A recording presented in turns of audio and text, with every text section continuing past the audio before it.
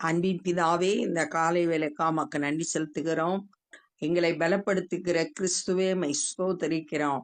எங்களுடைய பலவீனங்கள்ல உம்முடைய பலன் பூரணமாய் விளங்குகிறதற்காய் உம்மை துதிக்கிறோம், ஸ்தோத்தரிக்கிறோம். கர்த்தர் தம்முடைய ஜனத்திற்கு பலன் கொடுத்து ஆசீர்வதிப்பார் என்ற வார்த்தையின்படி எங்க ஒவ்வொருவரையும் பலப்படுத்துங்க. இந்த நாளின் வேத தியானத்தை எங்களுக்கு ஆசீர்வதித்து தாங்க. நேசிக்கிற இயேசு கிறிஸ்துவின் இனிய நாமத்தில் கேட்கிறோம் பிதாவே, ஆமென். 2 சாமுவேல் 4வது அதிகாரம். ராஜாவின் இருதயம் அப்சலோமின் மேல் இன்னும் தாக்கலாய் இருக்கிறதை செருயாவின் குமாரன் யோவாப் கண்டு. தாவீதோட இருதயம் தன்னுடைய மகனாகிய அப்சலோம் மேல தாக்கலா இருந்துச்சு. ஏன்னா அவன் மூத்த மகனான அம்னோனை கொன்னுட்டான். தாவீதோட ஆஹ் மூத்த மகனான அம்னோனை அப்சலோம் கொன்னுட்டான். அதனால ரொம்ப வருத்தத்துல இருந்தான். அந்த வருத்தத்தை அறிந்த யோவாப் செருயான்றது தாவீதோட சகோதரியோட மகன்தான் யோவாப். யோவாப் தாவீதோட சேனாதிபதி. அவன் முதல்ல இதை அறிந்து அவன் தெக்கோவாவிலே இருக்கிற புத்தியுள்ள ஒரு ஸ்திரீயை அழைத்து, தெக்கோவா அப்படின்றது எருசலேம்ல இருந்து 16 கிலோமீட்டர் தூரத்துல உள்ளது. ஆமோஸ் தீர்க்கதரிசியோட ஊரு அதுதான். ஆமோஸ் 1:1 இந்த தெக்கோவா பட்டணத்தை பற்றி, அந்த ஊரை பத்தி சொல்லியிருக்கு. அந்த ஊர்ல ஒரு புத்தி உள்ள பெண்ணை அழைத்து, தேவ திட்டத்தை செய்யறதுக்கு ஒரு புத்தி உள்ள பெண்ணை அவன் தெரிந்தெடுக்கிறான். அவளை கூப்பிட்டு, நீ இலவு கொண்டாடுகிறவளை போல துக்க வஸ்திரங்களை உடுத்தி கொண்டு எண்ணெய் பூசிக்கொள்ளாமல் இறந்து போனவனுக்காக நெடுநாள் துக்கிக்கிற ஸ்திரீயை போல காண்பித்து, போட்டுக்கிறதுக்கு துக்க வஸ்திரம், எண்ணெய் தேய்க்காம ரொம்ப நாள் துக்கமா இருக்கிற பெண் போல உன்னை காமிக்கணும், நடிக்க சொல்றான். இந்த மாதிரி துக்கம் கொண்டாடுற பெண்ணை போல நீ நடிக்கணும். ராஜாவின் இடத்துல போய் அவரை நோக்கி இன்னென்ன பிரகாரமாய் சொல் என்று அவள் சொல்ல வேண்டிய வார்த்தைகளை யோவாப் அவள் வாயிலே போட்டான். இன்னென்ன சொல்லணும். இவ புத்திசாலியா இருந்தா தான் ராஜாட்ட போய் பேச முடியும். ஏன்னா ராஜா இல்லாட்டி கண்டுபிடிச்சுவான். அதனால இவ ஞானமா செயல்படணும். அதுக்கேத்த மாதிரி ஒரு பெண்ணை செலக்ட் பண்ணி என்ன பேசணும்ன்றதையும் அவனே சொல்லி கொடுத்துறான். ராஜாட்ட போ சொல்றான். அப்படியே தெக்கோவா ஊராளாகிய அந்த ஸ்திரீ ராஜாவோட பேச போய் தரையிலே முகம் குப்புற விழுந்து வணங்கி, ராஜாவே ரட்சியும் என்றாள். ராஜாட்ட போய் முதல்ல அவரை பணிந்து கொண்டு என்னை காப்பாத்துங்க அப்படின்னு சொல்லிட்டு கேட்கிறான் ராஜாட்ட. ராஜா அவளை பார்த்து, உனக்கு என்ன வேண்டும் என்றதற்கு அவள் ஒரு கதையை சொல்றான். எல்லாம் யோவாப் என்ன சொல்லி கொடுத்தானோ அதை அப்படியே சொல்றான். என்ன வேணும்னு ராஜா கேட்டபோது, நான் விதவையானவள், என் புருஷன் செத்து போனான். அவன் சொன்ன மாதிரியே இவ சொல்றான், நான் விதவை, என் புருஷன் செத்து போனான்.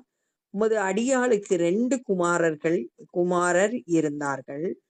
அவர்கள் இருவரும் வெளியிலே சண்டை பண்ணி அவர்களை விலக்க ஒருவரும் இல்லாதபடியினால் ஒருவன் மற்றவனை அடித்து கொன்று போட்டான். 2 பேரும் சண்டை போட்டாங்க. ஒருத்தன் இன்னொருத்தனை கொன்னு போட்டான். அப்ப உயிரோடு இருக்கிறது ஒருத்தன். வம்சத்தார் எல்லாரும் உம்முடைய அடியாளுக்கு விரோதமாக எழும்பி தன் சகோதரனை கொன்று போட்டவனை ஒப்புவி. அவன் சகோதரனுடைய பிராணனுக்காக நாங்கள் அவனை கொன்று போடுவோம். இப்ப அவங்க என்ன சொல்றாங்கன்னா, அந்த ஊர் ஜனங்கள் சொல்றாங்க, அவன் சகோதரனை கொன்னு போட்டதுனால அவனுக்கு பதிலா இவனை நாங்க கொன்று போடுவோம் அப்படின்னு சொல்றாங்க. என்னாகமம் 35வது அதிகாரம் 33வது வசனம். நீங்கள் இருக்கும் தேசத்தை பரிசுத்த குலைச்சல் ஆக்காதிருங்கள். இரத்தம் தேசத்தை தீட்டுப்படுத்தும். இரத்தம் சிந்தினவனுடைய இரத்தத்தினாலே ஒழிய வேறொன்றினாலும் தேசத்திலே சிந்துண்ட இரத்தத்திற்காக பாவம் நிவிர்த்தி இல்லை. ஏற்கனவே நியாய பிரமாணத்துல அது சொல்லப்பட்டிருக்கு. ரத்தம் யார் சிந்தினாங்களோ அவங்களோட ரத்தம் சிந்தப்பட்டாதான் பாவம் நிவர்த்தி ஆகும். அதை வச்சுக்கிட்டு இவங்க என்ன செய்யறாங்க, உன் பிள்ளைய கொன்று போடணும், எங்க கிட்ட ஒப்புவி அப்படின்னு கேக்குறாங்க. சுதந்திரம் வாழனா ஆயினும் அவனையும் அழித்து போடுவோம் என்கிறார்கள். இப்ப இருக்கிறது வாரிசா இருக்கிறது அவன் ஒருத்தன் தான், அவனையும் கொன்று போடுவோம்னு சொல்றாங்க. இப்படி என் புருஷனுக்கு பேரும் நீதியும் பூமியின் மேல் வைக்கப்படாதபடிக்கு எனக்கு இன்னும் மீதியா இருக்கிற பொரியையும் அவித்து போட மனதாய் இருக்கிறார்கள். என் புருஷனோட பேரு நீதியெல்லாம் இந்த பூமியில இருக்கணும்னா, என்னோட சந்ததி விளங்கணும்னா இவன் உயிரோடு இருக்கணும். எனக்கு மீதியா இருக்கிறது இவன் தான், அவனையே அழித்து போடுவேன், அது அப்படி மனதாய் இருக்கிறார்கள் அப்படின்னு சொல்லிட்டு ஒரு பிரச்சனைய, தனக்கு ஏற்பட்ட பிரச்சனைய வந்து சொல்ற மாதிரி அவளை ஏற்பாடு பண்ணி யோவாப் ராஜாட்ட சொல்ல வச்சிட்டான். ராஜா அந்த ஸ்திரீயை பார்த்து, நீ உன் வீட்டுக்கு போ, உன் காரியத்தை குறித்து உத்தரவு கொடுப்பேன், நீ உன் வீட்டுக்கு போயிரு, நான் கட்டளை கொடுக்கிறேன், என்ன உனக்கு தேவையோ அதை செய்யறேன் அப்படின்னு சொல்றான். பின்னும் அந்த தெக்கோவா ஊர் ஸ்திரீ ராஜாவை பார்த்து, ராஜாவாகிய என் ஆண்டவனே, ராஜாவின் மேலும் அவர் சிங்காசனத்தின் மேலும் குற்றம் இல்லாதபடிக்கு அந்த பழி என் மேலும் என் தகப்பன் வீட்டில் மேலும் சுமரக்கடவது என்றார். ராஜா மேலையும் அவரோட ஆட்சி மேலையும் எந்த குற்றச்சாட்டும் வரக்கூடாது, அது என் மேலையும் என் தகப்பன் வீட்டின் மேலையும் இருக்கட்டும் அப்படின்னு சொல்றான். அதற்கு ராஜா, உனக்கு விரோதமாய் பேசுகிறவன் என்னிடத்தில் கொண்டு வா, அப்பொழுது அவன் இனி உன்னை தொடராதிருப்பான் என்றார். யாரு உனக்கு விரோதமா பேசினதோ அவங்கள என்கிட்ட கொண்டு வா, அப்ப அவன்கிட்ட நான் சொல்லி அவனை சரி பண்ணிக்கிறேன் அப்படின்னு சொல்லிட்டு சொல்றான் ராஜா. பின்னும் அவள், இரத்த பழி வாங்குகிறவர்கள் அலிம்பு செய்து என் குமாரனை அதம் பண்ண பெருகி போகாதபடிக்கு ராஜாவானவர் தம்முடைய தேவனாகிய கர்த்தரை நினைப்பாராக. கர்த்தரை நினைச்சுக்கோங்க. எனக்கு பழி வாங்கணும்னு நினைக்கிற, இரத்த பழி வாங்கணும்னு நினைக்கிறவங்க என் குமாரனை அழிச்சு போடாதபடிக்கு கர்த்தரை நினைச்சு கொள்ளுங்க அப்படின்னு சொல்லிட்டு திரும்பவுமா தன்னுடைய பிரச்சனைக்காக வேண்டி நிற்க. இவ போயிட்டானா காரியம், ராஜா உத்தரவு கொடுக்குறேன்னு சொல்றாரு, ஆனா அவ விட மாட்டேங்கிறா, இன்னும் தொடர்ந்து பேசிக்கிட்டு இருக்கா. ஏன்னா அவ வந்த நோக்கம் நிறைவேறணும், அதுக்காக வெயிட் பண்றான். அதற்கு ராஜா, உன் குமாரனுடைய மயிரில் ஒன்றாவது தரையில் விழுவதில்லை என்று கர்த்தரின் ஜீவனை கொண்டு சொல்லுகிறேன், தலையில இருக்க ஒரு முடி கூட கீழே விழுகாது, எந்த சேதமும் உன் பிள்ளைக்கு ஏற்படாது அப்படின்னு சொல்லிட்டு ராஜா வாக்கு கொடுக்கிறார். கர்த்தருடைய ஜீவனை கொண்டு சொல்லுகிறேன். அப்பொழுது அந்த ஸ்திரீ, ராஜாவாகிய என் ஆண்டவரோடே உமது அடியாள் ஒரு வார்த்தை சொல்ல உத்தரவாக வேண்டும். தொடர்ந்து பேசுறா. தன்னுடைய சொன்ன கதைக்கு தீர்வு ராஜா சொல்லிட்டாலும் இன்னும் ஒரு வார்த்தை சொல்றதுக்கு எனக்கு உத்தரவு கொடுக்கணும் அப்படின்னு தொடர்ந்து கேட்கிறான். அவன் சொல்லு என்றான். கேட்டதுனால சரி சொல்லு அப்படின்னு கேட்கிறான். அப்பொழுது அந்த ஸ்திரீ, பின்னை ஏன் தேவனுடைய ஜனத்துக்கு விரோதமாய் இப்படிப்பட்ட நினைவை நீர் கொண்டிருக்கிறேன். இப்ப சொல்லிட்டா, நீ தேவனுடைய ஜனத்துக்கு விரோதமா ஏன் இந்த சிந்தனை உனக்கு இருக்கு? துரத்துண்ட தம்முடையவனை ராஜா திரும்ப அழைக்காததினாலே ராஜா இப்பொழுது சொன்ன வார்த்தையினால் குற்றம் உள்ளவரை போல இருக்கிறார். துரத்துண்ட தம்முடையவன, உன்னுடைய மகனாகிய அப்சலோம் ஓடி போயிட்டான். ஓடி போய் கேசூர்ல ராஜாவின் இடத்துல இருக்கிறான்.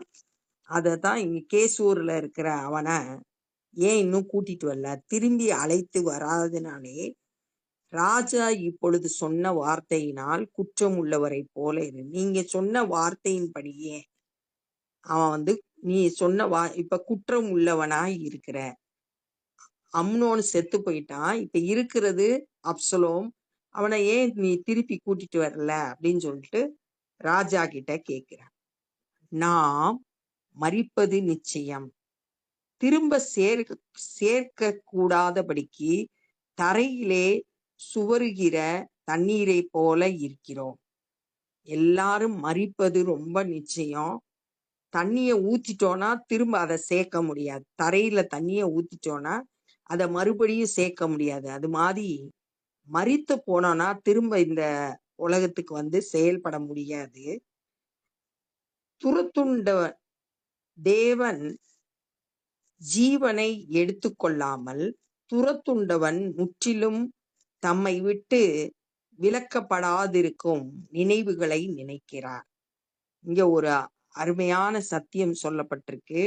அவன் ஒருவேளை தவறு செய்து துரத்துண்டு போனாலும் ஆண்டவர் அவனுடைய ஜீவனை எடுத்துக்கல, அப்சலோமோட ஜீவனை எடுத்துக்கொள்ளல. தம்மை விட்டு விலகி போகாதபடிக்கு அவனை குறித்து நினைத்திருக்கிறார் அப்படின்னு சொல்லிட்டு சொல்லப்பட்டிருக்கு. இதே மாதிரிதான் தேவன் நம்ம செய்த பாவத்தினால ஆண்டவரை விட்டு தூரமாயிருந்தாலும் தம்முடைய சொந்த குமாரனாகிய இயேசுவை நமக்காக அனுப்பி அவர் இரத்தம் சிந்தி நமக்குரிய தண்டனையை அவர் ஏற்றுக்கொண்டு துரத்துண்ட நம்மளை தேவன் தம்மோடு சேர்த்து கொள்றாரு. இங்க ஒரு நல்ல சுவிசேஷம் வார்த்தைகள் சொல்லப்பட்டிருக்கு. பழைய ஏற்பாட்டு நாட்கள்ல பாவம் செய்து துரத்துண்ட நம்மளை மறுபடியுமா விலக்கி போடாம தம்மோடு சேர்த்து கொள்றாரு. அதுக்குரிய தண்டனைய இயேசு கிறிஸ்து ஏற்றுக்கொண்டு நமக்கு ரட்சிப்பை கொடுத்திருக்கிறாரு. தேவனோடு ஒப்புரவாகும்படி ஸ்லாக்கியத்தை தந்திருக்கிறாரு. இப்பொழுதும் நான் என் ஆண்டவனாகிய ராஜாவோடே இந்த வார்த்தையை பேச வந்த முகாந்திரம் என்னவென்றால், இப்ப தன்னுடைய எதுக்கு வந்தேன், ராஜாவோட பேச வந்த காரியம் எது அப்படின்னு சொல்லிட்டு சொல்றான். ஜனங்கள் எனக்கு பயம் உண்டாக்கினதினால் நான் ராஜாவோடே பேச வந்தேன். ஜனங்கள் என்ன பயமுறுத்தினாங்க, நான் ராஜாட்ட பேச வந்தேன். ஒருவேளை ராஜா தமது அடியாளுடைய வார்த்தையின்படி செய்வார் என்றும் உமது அடியாளாகிய நான் நினைத்ததாலும் வந்தேனே ஒழிய வேறில்லை. ஒருவேளை என் வார்த்தையை கேட்டு ராஜா தம்முடைய மகனை திரும்பவுமா கூட்டிட்டு வந்துடுவாரு அப்படின்னு நினைச்சதுனால நான் வந்தேன்.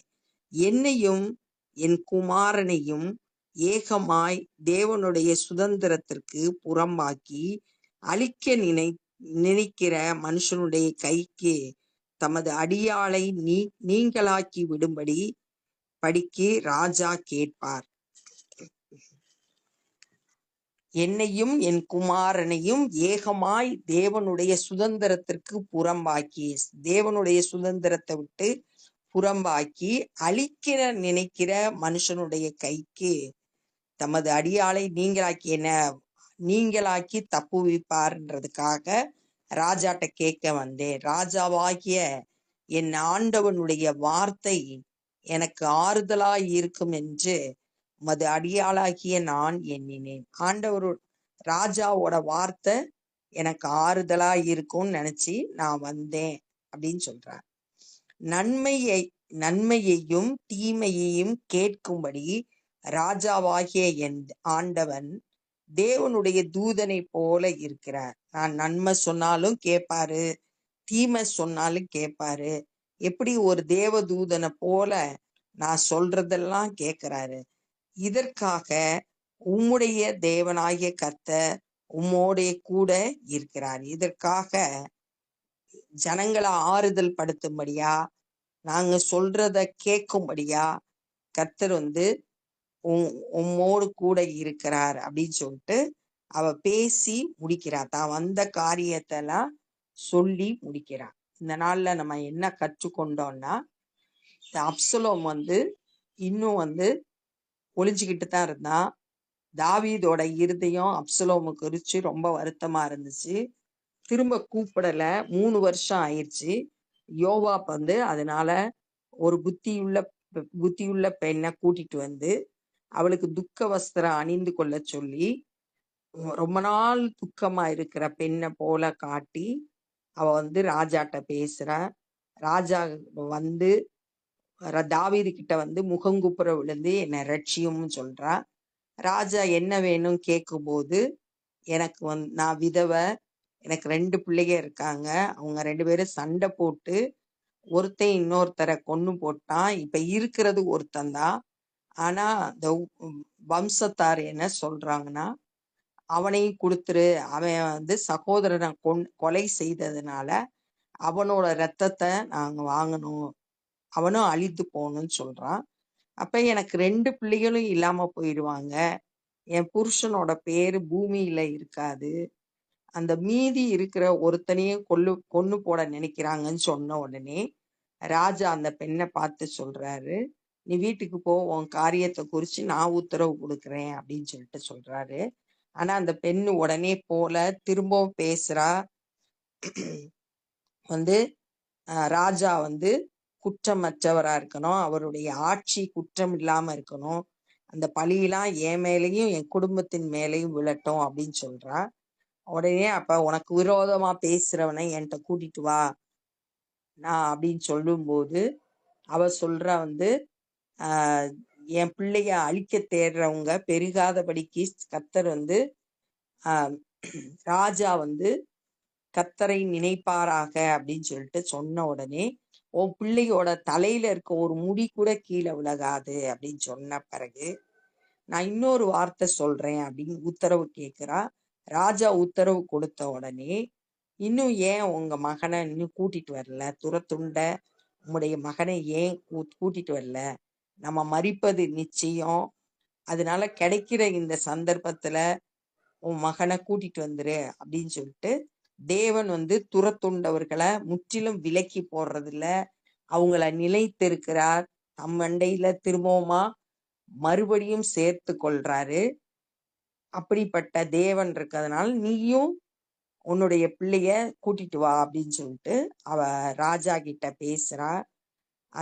அப்புறம் ராஜாவோட வார்த்தைகள் எனக்கு ஆறுதல் கொடுக்கும், நன்மையினாலும் சரி தீமையினாலும் சரி அவர் கேட்பாருன்ற நம்பிக்கையில ஒரு தேவதூதனை போல இருக்கிறாரு. கர்த்தர் தாவீதோடு கூட இருக்கிறார், அதனாலதான் நான் வந்தேன் அப்படின்னு சொல்லிட்டு தான் வந்த காரியத்தை அந்த பெண்ணு தாவீதின் இடத்துல பேசினதை இந்த நாள்ல தியானிச்சோம். இப்ப நம்ம ஜெபம் பண்ண போறோம். அன்பின் பிதாவே, இந்த நாள்ல நாங்க கற்றுக்கொண்ட இந்த வேத பகுதிக்காய் நன்றி செலுத்துகிறோம். ஆண்டவரே, துரத்துண்ட ஆண்டவரே, நாங்க செய்த தவறுனால ஆண்டவரே உம்மை விட்டு தூரமாய் இருந்த எங்களையும் ஆண்டவரே நீங்க தேடி வந்தீங்க, உம்முடைய இரத்தத்தினால எங்களை மீட்டு கொண்டு பிதாவோடு எங்களை ஒப்புரவாக்கினீங்க. உம்முடைய அளவு கடந்த அன்புக்காய் மக்க நன்றி செலுத்துகிறோம். ஆண்டவரே உம்மை துதிக்கிறோம். இன்னும் நாங்கள் உம்மை கிட்டி சேர உம்மிடத்திலிருந்து ஆசீர்வாதங்களை பெற்றுக்கொள்ள கிருபை செய்யுங்க. இந்த நாள்ல சுவிசேஷ பணி செய்கிறவங்களை கரத்துல எடுத்து பயன்படுத்துங்க. அநேகர் சத்தியத்தை அறிந்து விடுதலை பெற்றுக்கொள்ள கிருபை செய்யுங்க. நாங்களும் உம்முடைய சுவிசேஷ பணியிலே எங்களால் இயன்றதை செய்ய எங்களை ஒப்பு கொடுக்கிறோம். நேசிக்கிற இயேசு கிறிஸ்துவின் இனிய நாமத்தில் கேட்கிறோம் பிதாவே, ஆமென். என் ஆத்துமாவே கர்த்தரை ஸ்தோத்திரி, என் முழு உலமே பரிசுத்த நாமத்தை ஸ்தோத்திரி. என் ஆத்துமாவே கர்த்தரை ஸ்தோத்திரி, கர்த்தர் செய்த சகல உபகாரங்களை மறவாதே. ஆமென். God bless you.